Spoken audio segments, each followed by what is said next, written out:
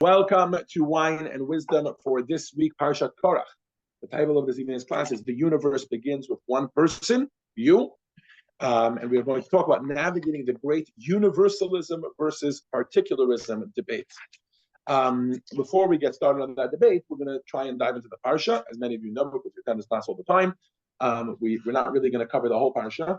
We're going to really take one point and delve into it. So at least in an attempt to give some justice to the Parsha, we'll ask Phil to fill us in on Parshat Korach on page 136. Korach incites a mutiny, challenging Moses' leadership and the granting of the kahuna, or priesthood, to Aaron. He is accompanied by Moses' inveterate foes, Dathan and Abiram. Joining them are 250 distinguished members of the community who offer the sacrosanct ketoret, or license, to prove their worthiness for the priesthood. The earth opens up and swallows the mutineers, and a fire consumes the ketoret offerers. A subsequent plague is stopped by Aaron's offering of ketoret. Aaron's staff miraculously blossoms and brings forth almonds to prove that his designation as high priest is divinely ordained. God commands that a tumorah, uplifting offering be given to the Kohanim, the priests, from each crop of grain, wine, and oil, as well as from all firstborn sheep and cattle, and other specified gifts.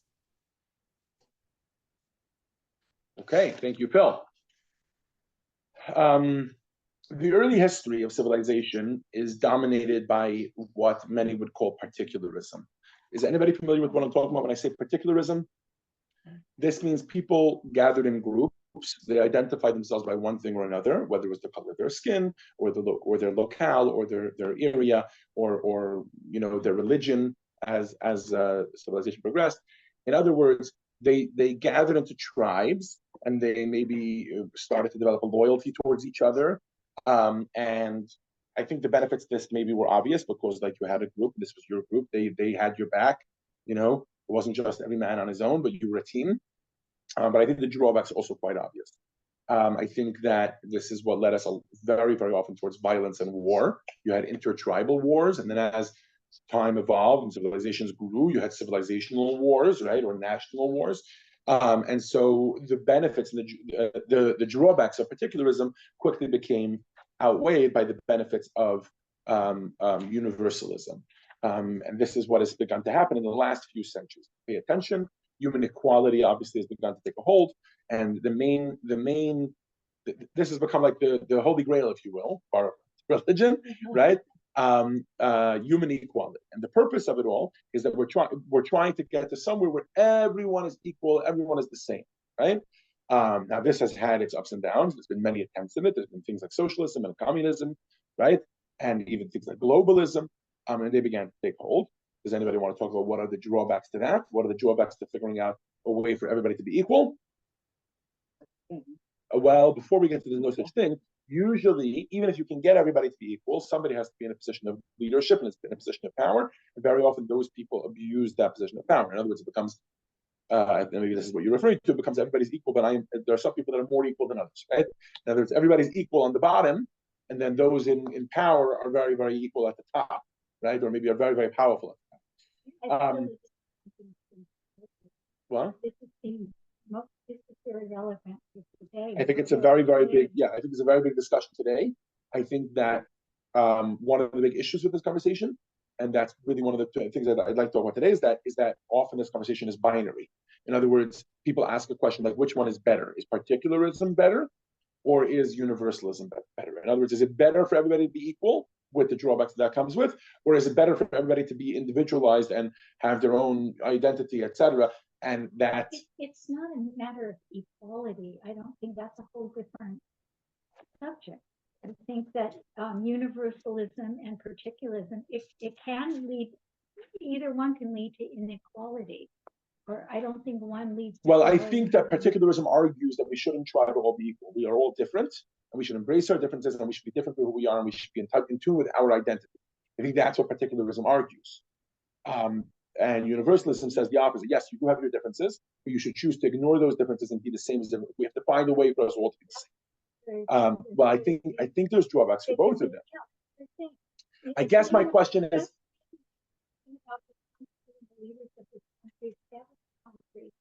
they establish it in a unique way where you respect your individuality and respect your identity and your particularism, but we're all universally American. This is exactly my point.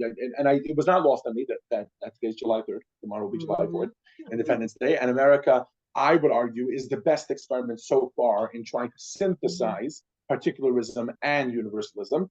But I think it would be silly for you to say that everybody agrees that America is getting perfect. I think there are millions and millions of Americans who believe that America should be more universalistic. And I think there are millions and millions of Americans that believe America should be more particularistic. Does that make sense? Yeah. And I think what we're looking for is a way to synthesize the two. And I guess my question to you is, America's always looked for that, and there are those that have pushed more to this side or more to that side. My question is, do we think there's a perfect way to synthesize the two? Or is there perhaps a third way? Okay. Let's see what Korach has to say. All right. Okay. So we're going to start off with the great debate. All right. The biblical event that we're going to examine today is, of course, arguably the greatest challenge that Moshe Rabbeinu faced, that Moses, our teacher, faced during his time as leader of the Jewish people, and this is known as Korach's rebellion. Korach did not quibble with a particular policy or position or an interpretation of a legal point. Korach challenged the very paradigm of Jewish leadership. In other words, he didn't say, oh, I don't like Moshe as a leader, I don't like Aaron as a leader. He didn't say, I don't like Moshe's theory, Moshe is a communist, I want more democracy, or the opposite. He actually said, I don't think a leader is necessary. There's no need for a leader. You guys have chosen to make this whole thing about leadership, and actually leadership is not really necessary. Let's see. Well, he said, why couldn't Wait, I be? text 1a, we're going to let him talk. Ron, text 1a. And they gathered again against Moses and Aaron and said to them, you take too much for yourselves. The entire congregation is holy and God is in their midst. Why do you raise yourselves above God's people? Okay, so Marilyn, I think to defend Korach, I have to say you misquoted him. You said that he wanted to be a priest. We take a look at text 1a. Does he want to be a priest? Take a look. Text 1a that we just read. What do you think? Does he want to be a priest? No. What does he want? No priests. He says, Kol ha'eda kulam kadoshim. The entire nation, the entire congregation is holy and God is in their midst. Right? Why should you raise yourself up above God's people? Right? Now, sure, if you... I thought he felt that he was challenging Aaron and the lineage. Why can't we be priests? I sort of remember from the Torah. He was saying everybody should be priests. Everybody should be priests. There should be equality.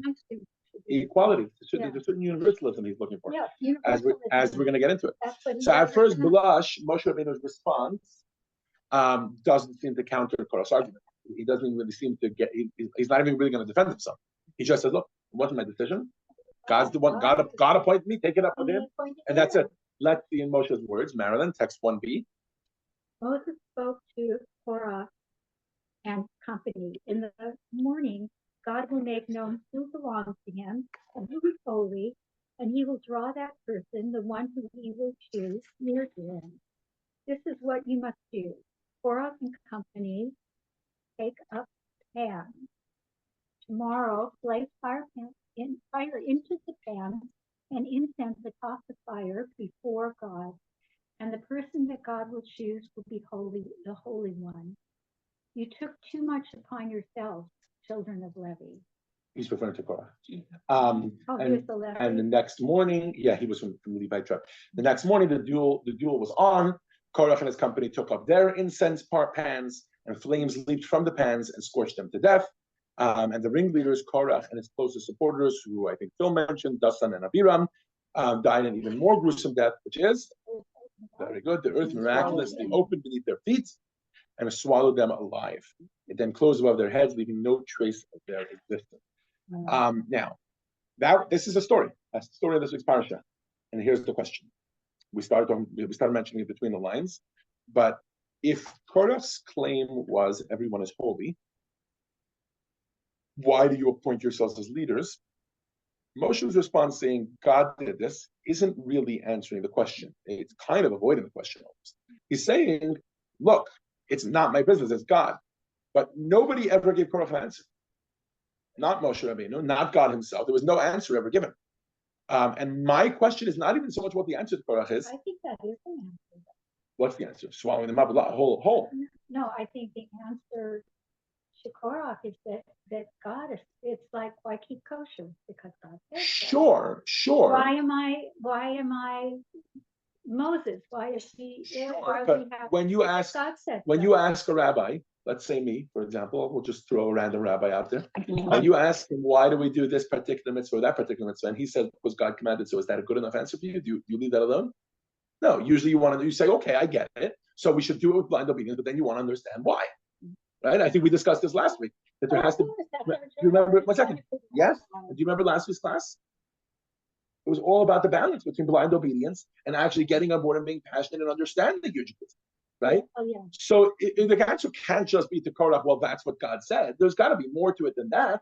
He's coming with a legitimate perspective, right? What is his answer? And I would ask another question, which is, why did Moshe postpone the showdown until the morning? If you have an answer today. What's with the delay? So some people say, oh, Moshe wants to give them a chance to do teshuva. Yeah, delay it. Maybe they'll rethink what they said. Maybe he thought that Hashem during the night. And it took that long? Okay. All right. Maybe.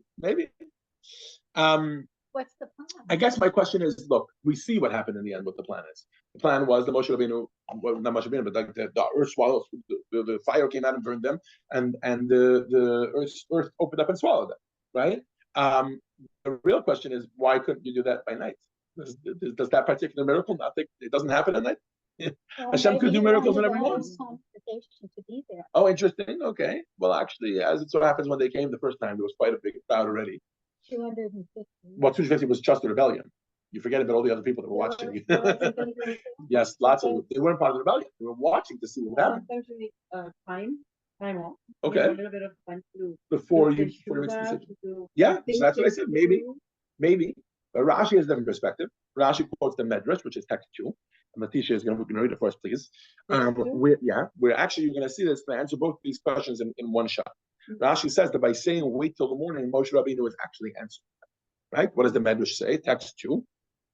Moses told them that demarcated boundaries in his word. Can you substitute day for night? God set the boundaries with, and there was evening and there was morning.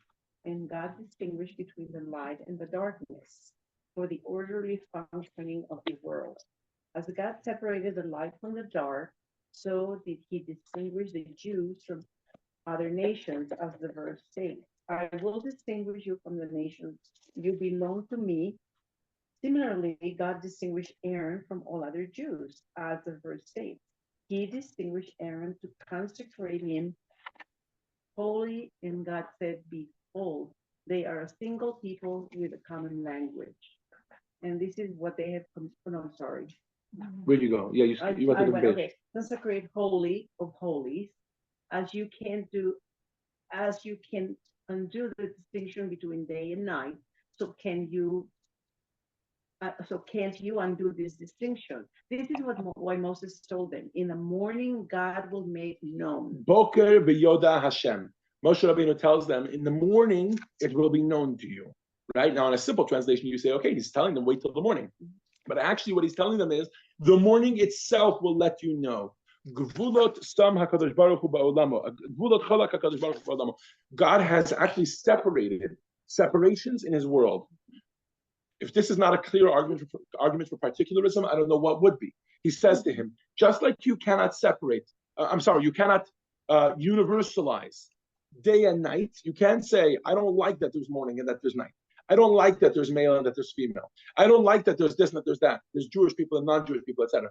I want to make this all one big mesh that's all just kinbaya, and day and night will all be the same until, he says, when God created the world, God created the world with differences, and you cannot just take those differences and mesh them aside and melt them all to become one blob. In other words, by making the people wait to see that morning is different from night, Moshe Rabbeinu was demonstrating that God made a world that was particularistic, that was that had multiplicity within it. And just like this morning and night, there are different types of people, there are different types of places, there are different types of statuses, etc. Yes, everyone has their strengths.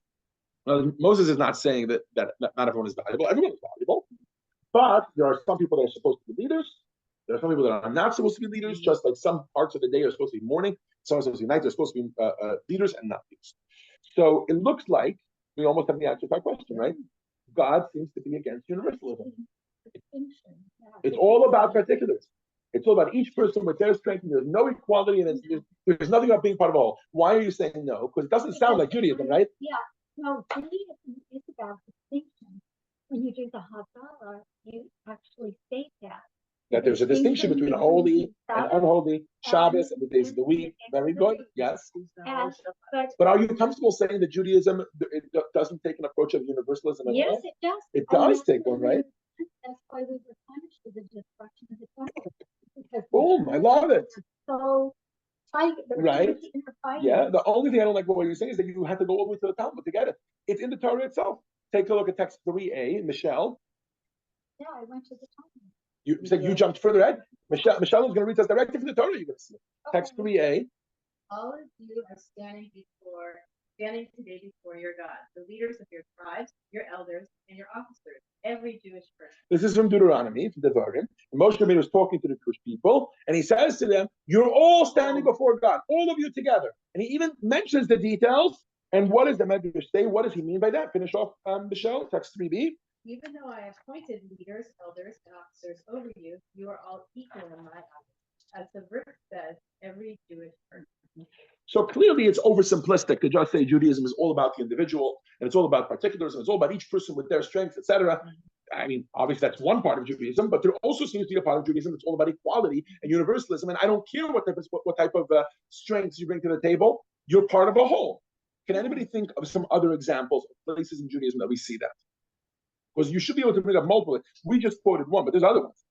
Does anybody remember how the Jewish people are counted? With half shekels. Half shekel. Does anybody remember the verse? Ha'asher lo yarbeh, the rich should not add. V'hadal lo yamit, the poor person should not bring any less. In other words, everybody has to be worth one. Everybody, well, in this case, half. Everybody's worth 1/2 shekel, and that's it. Nobody can bring more. You want to donate more, you can't donate more. You want to donate less, you can't donate less. And there's a certain part of us where we're all equal, right? And I think. But everyone, like the Rebbe would often write, everyone has their own abilities, their own gifts, and it's our job to find out what they are. Absolutely. So we're all different, but we're all Jews. You want to hear something very interesting? I don't have like actual proof for why the Rebbe used this language, but very, very often when the Rebbe would address a group of people together, he would say, "Jedin von euch alle zusammen." Say every single one of you and all of you together. That's how he would start his statement. Every single one of you, let's say it was talking to a group of women. Every single one of you is a holy Jewish woman, and all of you together, like that's how the Rebbe would talk. And it's when you listen to enough of the Rebbe's talks, you almost stop paying attention to it because it's like just one of those lines. That's how he says everybody. He says every single one of you and all of you together. But when you think about it, when you start to pick apart at the words, you realize that actually there's a lot more to it. Right. Anyways, and by the way, you see this even within text 3a. He's highlighting the differences. He's saying that there are water carriers, and there's leaders of the tribes, there's elders, there's officers, etc. The rest of the verse, but it goes on to talk about the water carriers and the wood choppers, etc. Right? But at the same time, he's also saying you're all here, no matter who you are, no matter what your background is, you're here, right? So it is obviously entirely possible that the Torah has carved out an approach that incorporates both. But the question still remains what that approach is and how we can incorporate two seemingly diametrically opposing perspectives into a single approach. Marilyn wants to say hello to you guys. Hello. They always get shocked when I turn around as if like, oh my goodness, are there more people? Say hello, say hello. Hey. All right, back to where we were. Yes, as you were. All right. So in order to appreciate this, I think we are going to take a journey down this discussion of particularism and universalism. And before we answer that question, I think we owe ourselves to really talk about particularism, and then maybe to really talk about universalism as independent, each one with their benefits. So to talk about particularism, we're going to gain that understanding through starting from the very beginning, the point at which God formed distinctions among the nations. Martin, can you read for us, please, text 4?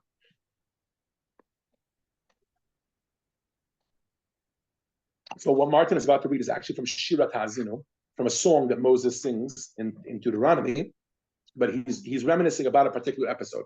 Go ahead, and then I'll talk about it. When the supernal one gave each nation its lot, when he dispersed the people, he demarcated the boundaries of nations. There was a time when God set up boundaries between nations. Can anybody think of when that was? After the flood.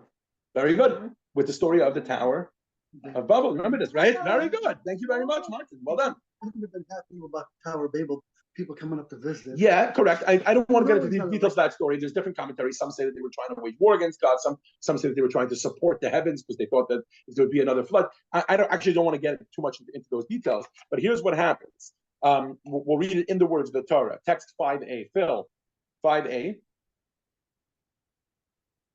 And the entire earth was one language and uniform words. One language, one culture, really one family, right? They were living in far-flung cities, but there was kind of a kinship between them. This lasted for about 340 years. Okay, so this, by the way, this starts after the flood, like Martin mentioned. Noah's children, grandchildren, great-grandchildren. And in 1765 BCE, which is 340 years after the flood, it was suggested that the family of nations should coalesce under one king. Somebody, we don't know who, came up with this idea of universalism. Keep going, Phil. Text 5b. It came to pass when they traveled from the east that they found a valley in the land of Shinar and settled there. Okay, they agreed on a central location. They all relocated to form one single nation. They had been small tribes. They came to be one small nation. They began to build a large city on the famous Tower of Babel. Right? Where is that? It would be in Mesopotamia somewhere. Yeah, somewhere in Mesopotamia. Where exactly? I don't know. Building this tower was a joint project. It was easy because they all got along and they all spoke the same language, and therefore God decides to break up their unity. It's beyond the scope of today's lesson to discuss why he decided to break it up. I agree, Martin. It's a big, interesting conversation. But let's try to focus on the fact that he broke them up. Ron, text 5c, please. And God said, behold, they are a single people with a common language, and this is what they have commenced to do. Come, let us descend and confuse their language so that one will not understand the language of their companions. And God scattered them from there upon the face of the entire earth, and they ceased building the city. And this is exactly what was meant by Moshe Rabbeinu in text 4, when he said that God dispersed the people and demarcated the boundaries of nations, that he made different cultures, different languages, etc. And that's how, by the way, the 70 nations that we talk about today, right, the 70 nations start from then. So it almost seems like globalism was attempted, right? The result was a colossal failure of some sort, and because it enabled one government. And by the way, it almost seems like it was a failure for the same reason people are against communism. The power started to be very, very centralized, and because it was centralized, therefore that government felt very egotistical and superior to everyone else, and God didn't like this, and that's why he broke it up. So it almost seems like he said no thank you to globalism, and instead let's have, right, and it's like the cosmic refusal or the cosmic refusal of rejection. That's what I'm looking for. The cosmic rejection of universalism. How's that for another name of the Tower of Babel? The cosmic rejection of universalism. So it almost seems like God himself said that he wants particularism, right? Why? Because this is what makes nations and individuals thrive. When each person shines and realizes what they're up to. If we erase our individuality, then nobody can bring their unique gifts to the table, etc., etc. Right? Nobody knows what we have to offer because we're erasing our essential selves. And what's that one is only a shell. A shell is not a person. Let's see how Jonathan Sachs puts this. Marilyn, if you can read for us, please, text 6. Today we are inclined to see resurgent tribalism as the great danger of our fragmenting world. It is, but it is not the only danger. The paradox is that the very thing that we take to be antithesis of tribalism, universalism, can also be deeply threatening and may be equally inadequate as an account of the human situation. A global culture is a universal culture, and universal cultures, though they have brought about a great good, they have also done immense harm. They see as the basis of our humanity the fact that we are all ultimately the same. We are vulnerable. We are embodied creatures. We feel hungry, thirst, fear, pain. We reason, hope, dream, aspire. These things are all true and important, but we are also different. Each landscape, language, culture, community is unique. Our very dignity as persons is written in the fact that none of us, not even genetically identical twins, is exactly like any other. Therefore, none of us is replaceable, substitutable, a mere instance of a type. That is what makes us persons, not merely organisms or machines. If our commonalities are all that ultimately matter, then our differences and distractions to be overcome. then our differences are distractions to be overcome. And that So- is very, very dangerous. So, yeah, when the very government and starts very doing profound. Exactly. In other words, what he's saying is the moment that you focus too much on universalism, the issue that you end up with on the table is that a person becomes redundant. Why? Because if we say me and Michelle, we're exactly the same. Oh, but I'm male and she's female.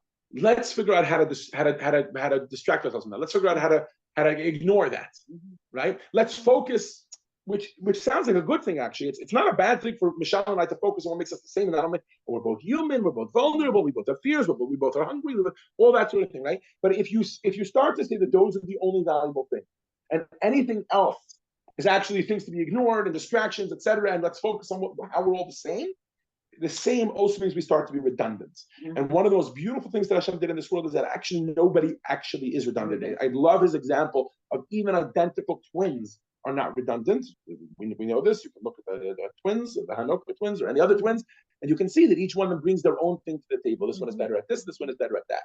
And if you put me any amount of people in a room, I will be able to tell you, maybe it might take me some time, I need to get to know everybody, but I will be able to tell you why each person brings their own unique gift to the table. Right? Now, obviously, we recognize that when each person is only focused on themselves and not focused on the universalism, that can also be dangerous, right? So we're starting to get to somewhere where we see that at least be some form of a balance or a third way to look at this, because if we are all individuals, then we fight against each other. But if we're erasing our individuality, then we're fighting everybody, right? Yes. The Rebbe. As many of you know, I think on Sundays in the later years, by later years, I mean later years of his life, late 1980s through 1991, 1992, the Rebbe every Sunday would give out dollars. I actually just recently came across a video. Maybe I even got it to my email because I had just requested the copy of the video. Seems like I haven't gotten it yet, but exactly today, 33 years ago, I went by the Rebbe and I received $1 from the Rebbe. Right? You may have heard of this before. Yeah, and we only just discovered the video. I only just discovered the video. I was 1.5. Yeah. Oh, you have the video? So I don't have the video yet. I only just discovered the video. Basically, all of the video footage, the archival footage and pictures, have all been uploaded online. The problem is it's hundreds of thousands of people, and thousands of hours. So to comb through all that and find yourself is very difficult. And in honor of the Rebbe's 30th yahrzeit, they invested a lot of money into technology, which is facial recognition. So basically, you take a picture of yourself when you were 1 year old, and you upload it, and they attempt to match it, which is obviously not a perfect system, but they attempt to match it to find a picture or video of it. And I did this about 3-4 days ago when they unveiled this technology, and I came across a new video that I was not aware of that existed, that I can now request from the archival footage for a small nominal fee, which I did, and I paid the fee this morning. I even told the person, I said, listen, this one is pretty important to me because actually the date is today's date. I said to him, if you can get it to me in time for today, I would love to see the video. So far, I haven't gotten an email, so I don't know what the story is there. Oh, yeah, absolutely, yeah. It would be. By the way, speaking of the Rebbe's 30th yahrzeit, this Sunday, we're having a gathering in honor of that. If I bring in at 7 o'clock, there'll be dinner. For those that need to know it, at 7 o'clock, it's still light outside, so you can drive here. You can sleep here tonight. It's fine. And we're gonna have a farbrengen with Rabbi. I'm harassing Ron, who unfortunately cannot see very well at night, so he can't drive at night. Maybe someone can make a Maybe someone can make accommodation for him. Ron, are you looking for somewhere to sleep? No, You're being offered a bed. I think we might have to take it up with his wife. Yes. If he slept here. one. Well, that's what you say. You're not his wife. Anyways, I'm so glad all this is being reported for posterity. Perfect. So where I was going with this was that Mayor Dinkins, 1991, there was an election, and Mayor Dinkins came by, I think it was Mayor Dinkins, right? Yeah, David Dinkins. And the date was, we don't have the date here. We have the date? No, we don't have the date. I think it was 1990, 1991. You know when Dinkins became mayor? Oh, I believe it was 1991. Anyways, so he comes by the Rebbe, and the Rebbe actually points that out as one of the greatest benefits of the city of New York. Let's take a look. Letitia, your turn. Yep. This is the Rebbe talking to Dinkins. You can see this on video if you'd like. There is a multitude of nationalities in New York. It is a melting pot for many nations. Make all these nations live in good peace and in harmony. And every one of them will strengthen all the nationalities around them.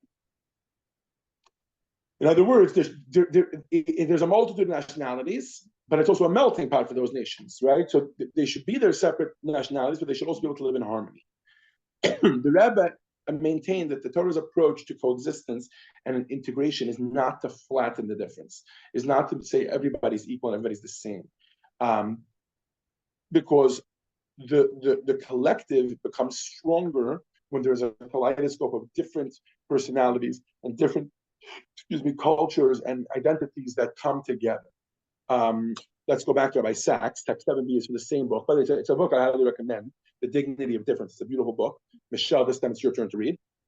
We are part of a thick or context-bound morality which confers on us loyalties and obligations to the members of our community that go beyond mere justice. We have duties to our parents and children, friends and neighbors, and the members of society considered as an extended family. The loving obligations we owe to those with whom we are linked in a covenantal bond. It is precisely those moral intimacies that give life to the families and communities in which we learn the grammar and syntax of reciprocity and altruism. The universality of moral concern is not something we learn by being universal, but by being particular, because we know what it is to be a parent, loving our children, not children in general. We understand what it is for someone else, somewhere else, to be a parent, loving his or her children, not ours. There is no road to human solidarity that does not begin with moral particularity by coming to know what it means to be a child, a parent, a neighbor, a friend. We learn to love humanity by loving specific human beings. There is no shortcut. Okay. In other words, Rabbi Sachs is trying to say that without a sense of self, right? While before he was talking maybe more about universalism, he's also saying that without a sense of self, we are lost inside the whole. We're not motivated to contribute whatever we want to contribute, and we have nothing unique to contribute. This is at the risk of getting too political, but this became very evident in the former Soviet Union, right, where communism was attempted, and it became very clear that people were not motivated to be their best selves, right? One could argue that the Cold War proved that, right? Yes. Okay, that's really a much larger conversation that I don't want to get into. The Rebbe would often use the example of the human body to explain this concern. When people, especially when people come to the Rebbe, they would say, "Oh, Jews are what's the word? Are racist, or they feel that they're above everyone else. They feel like Jews are better than everyone else." Right? Why? Because they call themselves the chosen people, and they say you have mitzvah to do, and nobody else has mitzvah to do, etc. The Rebbe would often say that's not true. That's not at all what Jews are saying. Jews are saying that just like a body, and this is the analogy that I would always use in these instances, that just like a body has different limbs to the body, right? And you don't tell the heart, well, you're being racist because you're saying the heart is more important than anything else. It's ridiculous. The heart can't exist without a brain, and the brain can't exist without a liver, and a liver can't exist without a digestive system, etc., etc., etc. Right? and every part of the body is extremely important. The Rebbe would say that just like when it comes to a body, and if you don't believe me, ask the specialist. But these days we have a medical specialist of every single part of the body, right? So if you think the left pinky toenail is not important, go ask the medical specialist who specializes in left pinky toenail. And I promise you, I'll tell you, you think you could survive without it? No. It's actually integral and it's unique and it has a role that it brings to the body, etc., right? The same thing is true for every hair follicle. That's why I'm not functioning properly because I'm missing a whole bunch of them. Anyways, and the world is like a body. Every nation, every group, and every single human being is like a limb or an organ or a part of that body. And we have to each thrive in our own identity. Imagine the left pinky toenail says, I'm no longer a left pinky toenail. Now I'm a heart. No, thank you. We didn't need another heart. I have a heart. I need a left pinky toenail. Right? But let's take this a little deeper. When discussing the importance of our unique identities, the Rebbe would often point to the narrative of creation. The Rebbe would say that when Hashem created the world, right, you can see even in the way that he created the world, that particularism was a very, very important factor. In other words, that it was important to have multiplicity. Where do we see this? Text 8a, Martin, want to read for us? Text 8a is from the Mishnah in Ethics of Our Fathers. What does it say?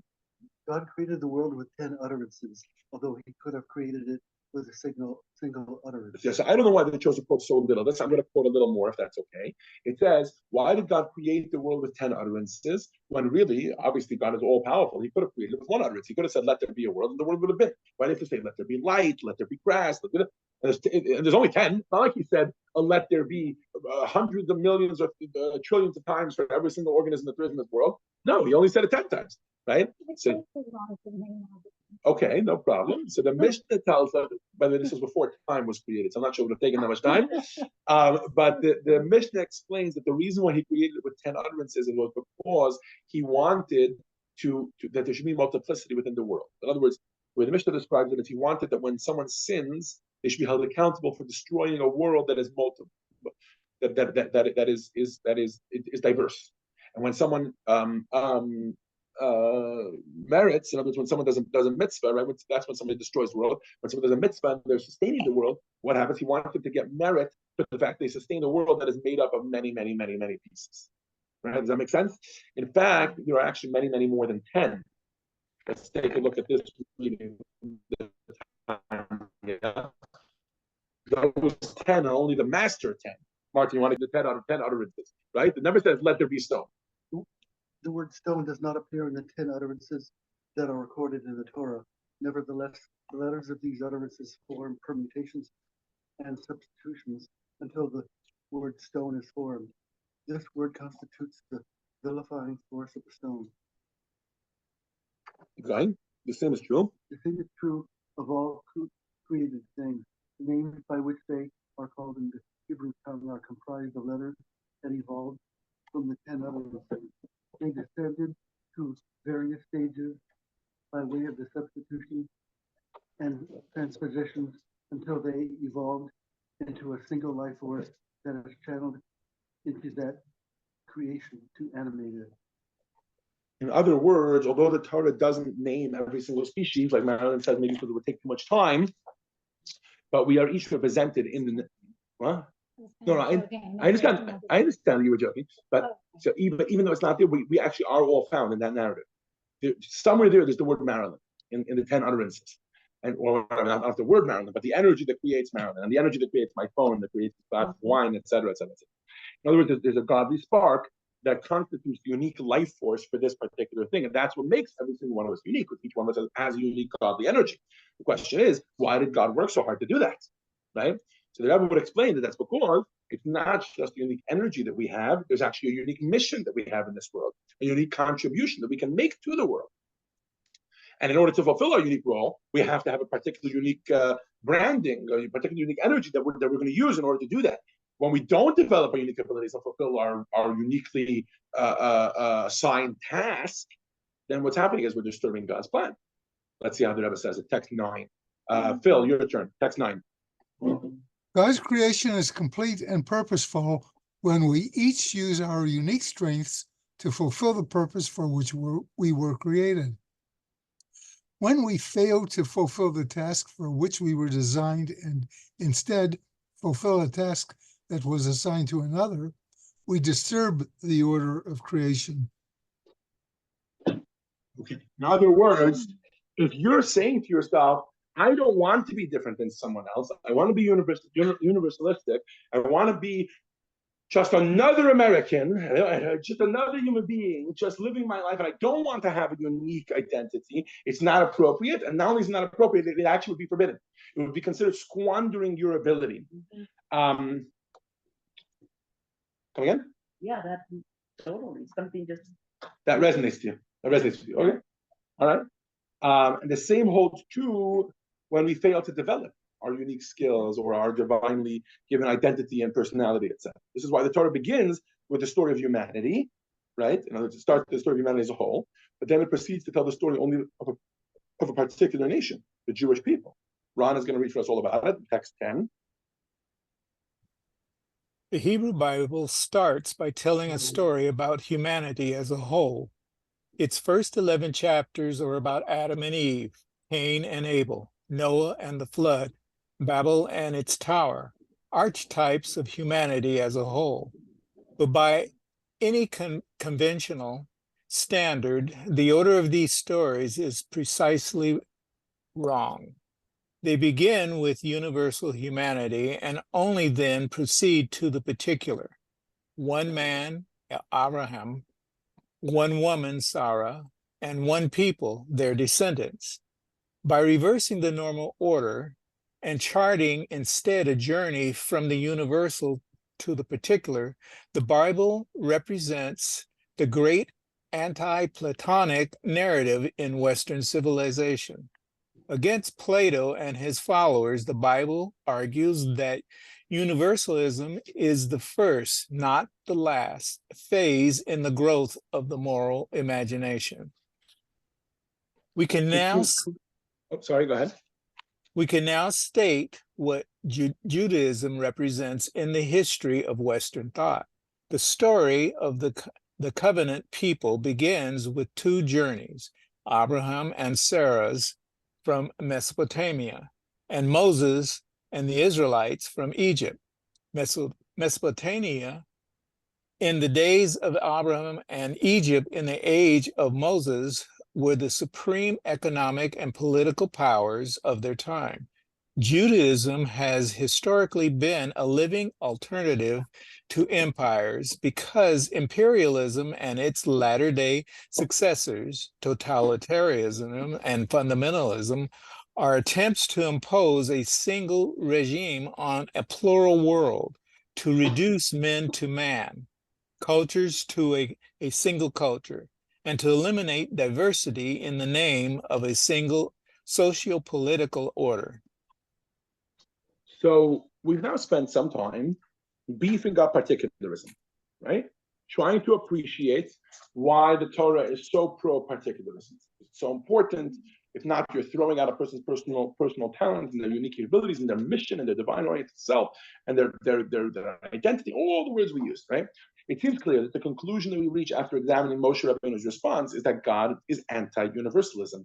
He's pro-particularism, right? Which leads us to be even more confused by text 3b. Does everyone remember text 3b? Atem nitzavim hayom kulchem. You are all here together as all one. And it says, no matter the fact that there's leaders and there's individuals, right? You're all one. You're all part of one nation. And we brought other examples. A few people brought different examples of what it means, places that we see where the Torah is universalistic, right? So what's going on over here? Are we all equal in God's eyes? Or does God see us each for our unique talents? How can God ignore when he's talking universalistically, which happens? How can he ignore the individual identities of human beings? And by the way, I would ask another question. It should not be very hard for anyone to tell me the issues that there are with particularism. I mean, at the beginning of the class, we discussed war, violence, right? When I have my identity, I'm so busy beefing up my identity, then your identity stands in the way of my identity and leads to discrimination, right? Oh, no, the blacks are better than the whites are better than the blacks, these ones are better than those ones are better than these ones, right? If you spend all your time beefing up the fact that you're Jewish, that means you're beating up on somebody else, right? So how can God ignore that dehumanization that often results from everybody beefing up their own particularism and being so proud of who they are? Does everybody understand the question? Yeah. Now, I'm asking it two ways. I'm asking it philosophically, just how is that possible? And then I'm also asking it just in the verse. There's a Torah verse that tells us that we are universalistic as a people. There were multiple places. Marilyn brought from the Talmud, right? Michelle read for us earlier from the Torah itself, and I brought you just stories examples, right? So, to answer this question, I think we have to ask another question, which is, if God wanted distinct nations, that's what He wanted. He wanted individual nations, and each one to have its own tribe, etc. Why did He allow the first group of nations to coalesce and become, universalistic with one language and one character to begin with? He could have controlled it and made sure it didn't happen. Remember, this was already 2.0, version 2.0 after the flood, right? So He could have made sure that it didn't happen. So, like on a simplistic answer, you tell me, they all evolved from Noach. That's why they were really only one family. Yeah, he wanted us to also have freedom of action. He wanted us to have choice.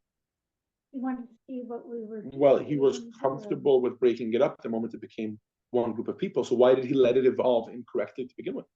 He just didn't have a plan to start with. What? Maybe He didn't have a plan to start with. Maybe. If that's the type of God you would like to believe in, you're free to believe in it. I'm not so comfortable believing in a God like that. What? How many words have there been? I agree. I'm not saying that God is easy to explain. I'm just saying I prefer not to believe in God at all than to believe in a God that is not in control of the world. He knew how World War II, World War III was going to turn out. Nothing escapes him. I also know how World War III is going to. Not two. How many two World War II turned out? World War II. Oh, because I know how World War III is going to turn out. We're going to have two clowns running for president, and we're going to have to choose between the two of them. That's how it turns out. That's the end of the story, folks. That's the end of the story. I'm not sure. Not one of those, not the other ones, but in this one. I understand your question, though, Martin. I don't mean to make light of your question. Your question is a valid question. The alternative, though, that you're suggesting, without actively saying it, which is let's easier not believe in God than believe in a God that would allow the Holocaust to happen. I'm not comfortable with that. I'm more comfortable believing in a God and saying I don't understand why God would allow the Holocaust to happen than I am comfortable believing that there's no God at all running the world. I don't know. There's just too many things that to me don't seem to add up to say that the whole world is running by chance. And it's just survival. But that's me. Why isn't Moshiach here right now? Good question. I don't make excuses for God. I'm not in that business. We don't know. So By the way, this is often the mistake that people make about rabbis. They think that the rabbis are in the business of defending God. I'm not in the business of defending God. In fact, the opposite. I'm in the business of attacking God. That's the business I'm in. Questioning God. Yeah. Okay. I use maybe a little more violent word, but I think so. That's what I believe. That's what I believe. But it also always comes to me with a firm foundation of I believe in God, but I also believe in questions God and maybe spend the rest of my life trying to understand Him and also recognizing that there are parts of Him that I'll never understand. Anyways, but to get to the question we're trying to get to was, it almost seems like God wanted universalism, but maybe it wasn't done right. And this leads us to a very interesting statement that the Rebbe would often quote whenever he spoke about Korach, the character in this week's Parshat, who right now seems like a massive villain, right? But take a look at text 11, Marilyn. You want to read it for us, please? Nine? Text 11, the Medrash. Korah was a wise man. What made him justify such folly? What can you say is the idea that Korach was a wise man? Anybody? He's clearly the villain of the story, right? By the way, the Rebbe would ask this question a different way. The Rebbe would say, if Korach was all bad, why did we name Parsha after him? He was asking the question. In other words, he was asking the question, and that's what we are doing. We're supposed to be doing. Okay, that's one perspective. I think it's probably more than that. But it's probably more than that. Okay. He obviously wasn't asking an inappropriate question. He was obviously onto something. Why? Because we go and we name the Parsha Korach. We go and we say Korach was a wise man. Clearly, he was mistaken. Maybe mistaken for this story or for this particular thing, whatever it is. Maybe the way he took it was the wrong way. But he was onto something. Who's called wise from a Torah perspective? Letitia, text 12a. He asked them, no. who is wise? those who learn from others. And That's fellow one, students. yes, okay, but let's specifically text 12a, specifically what type of learning? He asked them, You're correct, but who is wise? They replied, who is wise? One who sees what is born. I neglected to set up this text. This is a fascinating conversation between Alexander the Great and the great sages of the south of Israel, the Negev. Alexander the Great asks them, he says, who is wise? And they answered him, who is wise? One who sees what is born.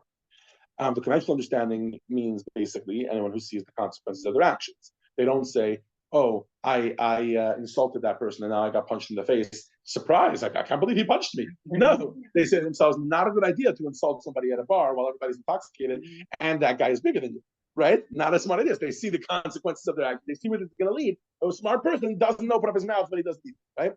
Or whatever, doesn't do things without recognizing the consequences of his action. But Chassidus explains actually that the etymological construct of the word chachma, which is the Hebrew word for wisdom, is two words, which means koach ma, the ability to perceive what. Ma means what? Koach, the ability to perceive what.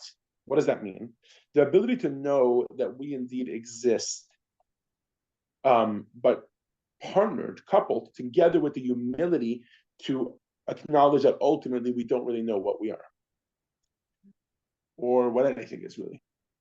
This goes back to our question about God, Martin. In other words, the ultimate sign of wisdom is the ability to reduce yourself to a question mark. I'm not confident. I don't know. I don't have the answer. And how do you accomplish this? You accomplish this by looking deeper, by looking beneath the surface. Keep going, Letitia, text 12b. Who is wise? One who sees what is born. This means that the wise see how each thing was born, brought into existence from a state of nothingness by the word of God, as the passage states, and with the breath of his mouth, all their hosts were created. It follows that the heavens, earth, and all their hosts are utterly null within God's word and the breath of his mouth. They are literally nothing at all, like the sun's ray that is nullified within the brightness of the sun. We should not exclude ourselves from this principle, for we, too, our body, life force, spirit, and soul, are utterly nullified within the word of God. Thank you, Leticia. In other words, from a Hasidic perspective, to be wise is to actually be able to pursue not knowledge, but to pursue ignorance. There's a wonderful article, I've quoted it before. It's called, Michelle, you remember me quoting it? No? Okay. There's a wonderful article. It's not the type of article you should read sitting on the toilet thinking, oh, Rabbi should recommend an article. Let me go through it. This is an article you have to sit down with, ideally print it out and read through it. It's by Dr. Jacob Brouwer, and it's called In Pursuit of Ignorance. You can find it online. You can Google In Pursuit of Ignorance, and it's by Dr. Jacob Brouwer. And what he does essentially is he contrasts how in the secular world, particularly he grew up in the secular world on college campus. He's a professor, he's a scientist. He's currently a professor at McGill University in Montreal. And he basically became very uncomfortable with the fact that it seemed to him that in the secular world, everything was about the pursuit of knowledge. What does that mean? In other words, if there was no knowledge that you were going to receive, then this whole pursuit was in vain. Like, we're here to gain knowledge. Now, ultimately, that's a very egotistical way to go about it. Why? Because what if the truth is that actually you're ignorant, right? In other words, there is a basic premise that begins every single university lecture. Before you come to the university lecture, you'll be slightly less knowledgeable, and afterwards you'll be more knowledgeable, right? What about the opposite? What about coming to a university lecture because you want to become less knowledgeable by the end of it? Because you actually want to become more ignorant? Because you actually want to get rid of your own ego? In Hebrew, this in Hasidic lexicon, this is called bittul, nullifying yourself, right? This is the Hasidic version of being wise. In other words, to be wise is to be able to appreciate, that's why it comes from the word chachma, koach ma, right? To be wise is to appreciate that I am nothing. To be wise is to appreciate that actually, as particularistic as I am, everything that I have is only God. I'm actually really nothing. If you hold me close to God, right, like a flame that you hold close to a bonfire and then the flame ceases to exist, if you somehow bring all of my knowledge, remember we were talking before we were discussing our unique capabilities and our identity and all that sort of thing, if you bring me close enough to God, I will cease to exist. I will just be God. And every human being is like this. All human beings within the glow of God are essentially. This is what it means for Hasidic perspective to be wise. This was a perception that Korach was steering down. He said, I get it. God created individual ways in this world. Whenever He created different boundaries, there are men, there are women, there are Kohanim, there are non-Kohanim, there's Moshe Rabbeinu, there's us, whatever, no problem. He says, but Betocham Hashem, isn't the entire nation holy because God is within them? If we all dig deep enough, won't we come to a universal truth, which is that we are all really just God? Right? Korach doesn't sound so stupid anymore, huh? All of a sudden he sounds very wise. And now the question actually becomes the opposite. So why was he wrong? Right? Some kind of ego with Korach. Maybe he lacked humility of some sort. Well, according to me, we're explaining it now, he had the ultimate humility. He felt that Moshe Rabbeinu had too much ego. Wow, but Moshe was the most humble. I know. So clearly Korach was wrong. The question is why? Why was he wrong to say that we should all dig so deep down within ourselves? We dig down one layer. What do we find? Our particularistic gifts and talents and what we bring to the table, right? Korach was saying, why'd you stop digging? Dig even deeper. What are you going to find? That all you are really is a spark of God. And over there, we're all universalistic. By the way, parentheses, parenthetically, a little secret, Hasidus does this all the time, right? What does Hasidus say? That if I can't love Leticia because I feel like maybe she has something in the way, I don't know, or her personality rubs me the wrong way, and I have a hard time getting along with her, what does Hasidus advise? Dig a little deeper. Search for her neshama, search for her spark, and out of her spark level, me and her are exactly the same. And then we can get along. What's going on here? Right? In other words, Hasidus is saying Korach was onto something. What was the issue? The issue, and why was he called pure folly? 1 second. Let me just finish up the class, and then we'll do questions. Okay, 5 more minutes. Okay. But Thinking about. Yeah, but hold on, Marilyn. Just hold the thought because we're smack middle of an idea here, and I don't want to lose the crowd.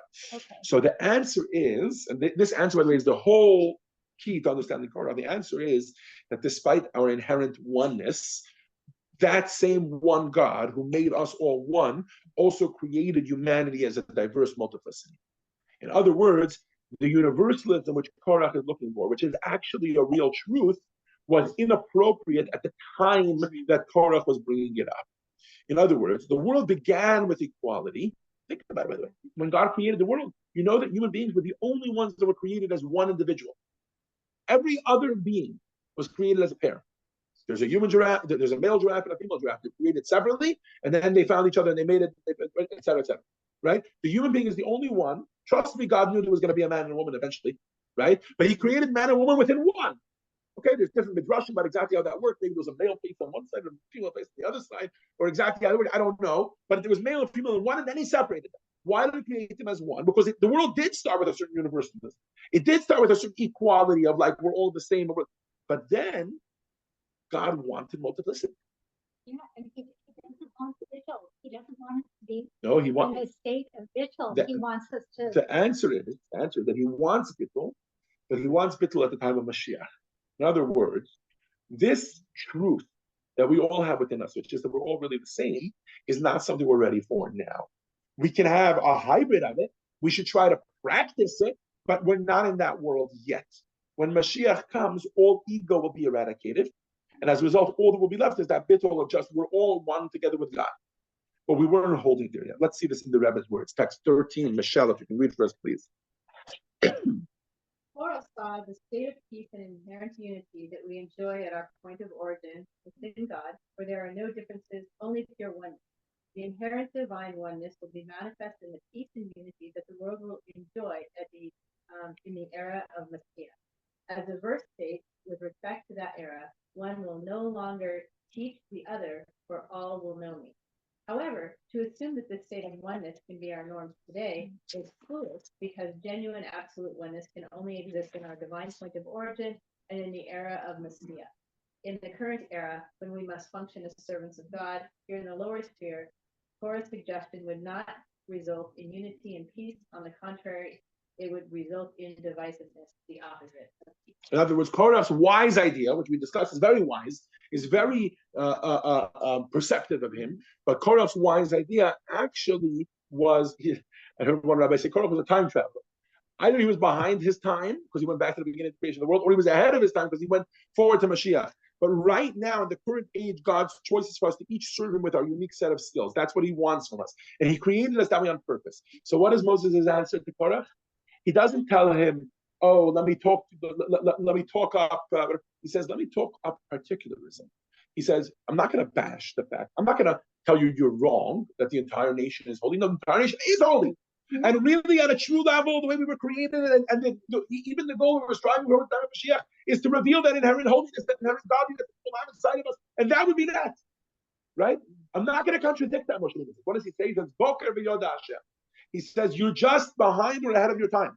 He says, in other words, right now, the world that we live in, there's morning and there's night. There's particularism. We live in a defined world. Why? Because Hashem wanted that each of us should serve Hashem with our gifts. Eventually, Hashem wants us to get to a space where all of our gifts are all melted into this massive mumbo jumbo, which is just God. But that's only when Mashiach comes. Until Mashiach comes, every single one of us has a responsibility to use every single one of our gifts to connect with God, right? To serve Hashem, to make this world a home for Hashem, etc. The one place where Korach is right is that we can fast. Even in this world, even as we are each operating with our individual talents and our individual identities, if we feel the other person is a contradiction to us, what we can do is we can actually begin to see the universalism within them. We can't act only that way. We cannot embrace universalism and say that's the only way to serve God because Mashiach isn't here yet. When Mashiach is here, then we will be able to, because evil will be eradicated from the world. But what we could do is we could use the taste of Mashiach, if you will, because we're so close to the times of Mashiach. We can use that taste to try to overcome the pitfalls that there are in particularism. We have to operate in a particularistic way. I have my talents, Marilyn has her talents, Letitia has her identity, Michelle has her way of serving God, and Martin has his way of serving God, right? But we can inject that with an element of Mashiach. We can. There's a comedian, the Jewish comedian, Modi, anybody ever hear Modi? He loves to say Mashiach energy, Mashiach energy. We can use Mashiach energy in today's day and age, even though Mashiach hasn't come yet. We can live a little bit Mashiach by embracing a certain element of universalism, which means that when I try to serve God, this is about, I don't want to bring up too many different points here, but this is the mistake that Rabbi Akiva's students made during the story with the Omer. In other words, that they didn't respect each person for their individual identity. And one of the ways of getting over that, in other words, like I said, if me and Leticia have a hard time both serving God with our own unique identities, the way to get past that is injecting a little bit of Mashiach energy. By saying, okay, how can me and Leticia dig down deep enough so that we're really all the same? And then we can serve God each with our own individual identities because we realize we're all really part of one whole. But let us say l'chaim, to wish that very, very soon Mashiach will be here and we'll actually be able to embrace the ideology of Torah fully, which means that we don't have to be particularistic anymore because we won't be particularistic anymore. Particularism is a symptom of exile, and we'll be able to be truly universal, all to only know God and melt in the existence of God. L'chaim, l'chaim.